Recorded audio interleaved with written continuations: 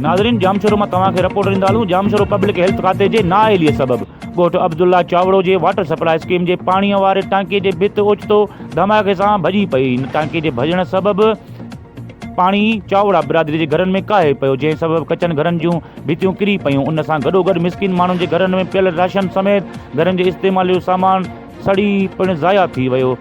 उन हवाले सां वाटर सप्लाई स्कीम मां पाणी फराहम कंदड़ मुलाज़िमनि जो चवणु हुयो त टांकी काफ़ी अरसे खां लीकेज हुई, जंहिं जूं शिकायतूं बार बार पब्लिक हेल्थ इंतज़ामिया ऐं DC जामशोरो खे कयूं, पर उन्हनि पारां को बि तहरीक न वरितो वियो, जंहिं सबबि वाक़ियो पेश आयो आहे। जॾहिं त मुतासिर ॻोठाणनि जो चवणु हुयो त पब्लिक हेल्थ खाते जे नाअहलीअ सबबि वाटर सप्लाई जी टांकी टुटी पई, जंहिं सबबि पाणी घरनि में दाख़िल थियण सबबि घरनि जूं भितियूं किरी पयूं आहिनि ऐं घरनि में पियल राशन समेत ॿियो सामान पिणु ज़ाया थियो आहे। हिननि मुतालबो कयो त जल्द टांकी ठाराए पाणी जी फराहमी बहाल कई वञे ऐं घरनि जे थियल नुक़सान जो मुआविज़ो पिणु ॾिनो वञे। यासीन खान, रोज़ानी Sindhi news, divisional bureau chief.